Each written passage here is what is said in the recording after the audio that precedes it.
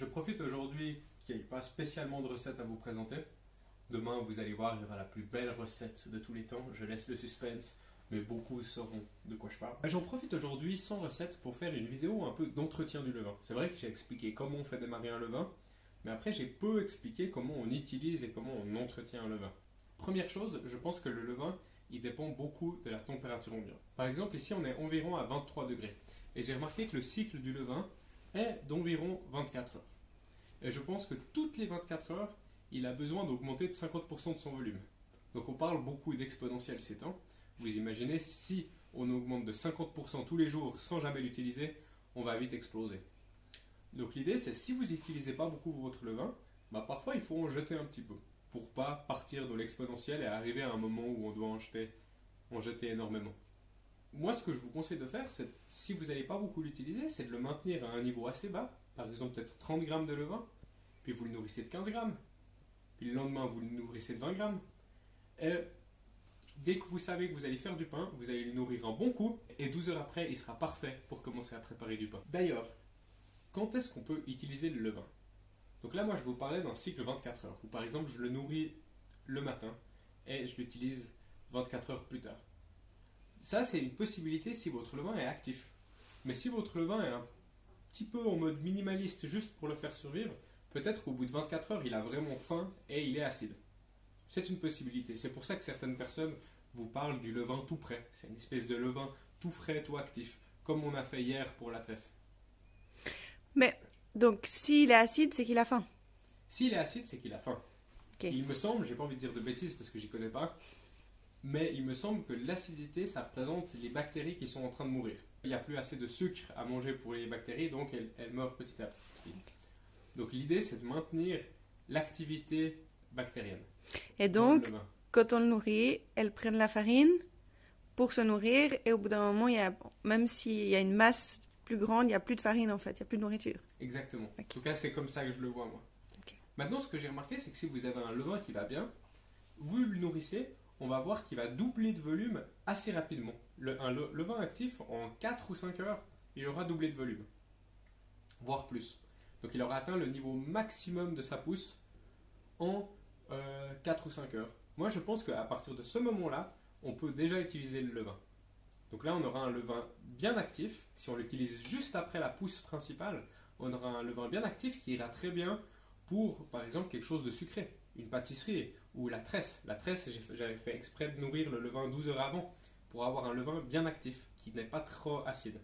Pour du pain, par contre, vous pouvez très bien utiliser un levain que vous avez nourri 24 heures avant. Ça sera un pain un petit peu plus acide.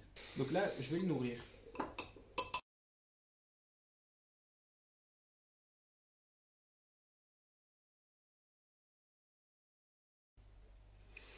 Et est-ce qu'il y a des nourritures qu'ils préfèrent? Je pense qu'il digère vite la farine blanche et lentement la farine intégrale.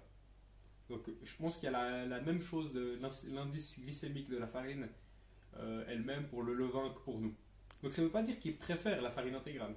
C'est-à-dire que vous savez que le cycle va être plus lent avec de la farine intégrale. Voilà, maintenant que vous avez vu, là j'ai mis un élastique. L'élastique, c'est vraiment quelque chose que je vous conseille.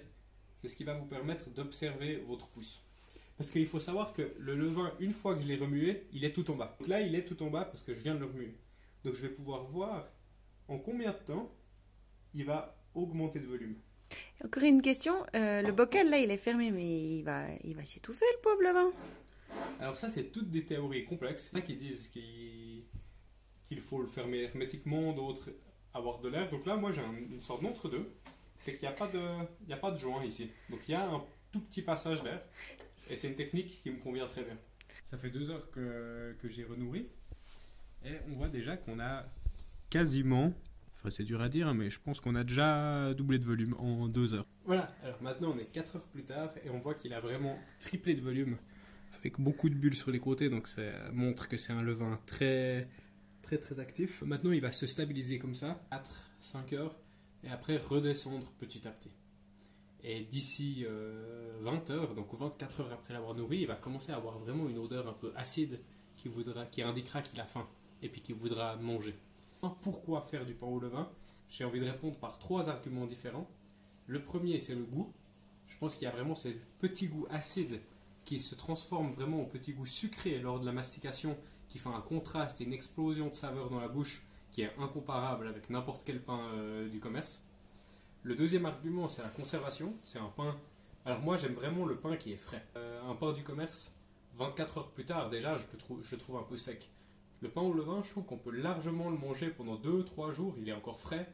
On peut largement le manger jusqu'à presque une semaine, si on est prêt à toaster son pain. Le troisième argument, qui n'est pas des moindres, c'est la digestion. En fait, il y a une famille de sucres qui vont fermenter dans l'estomac.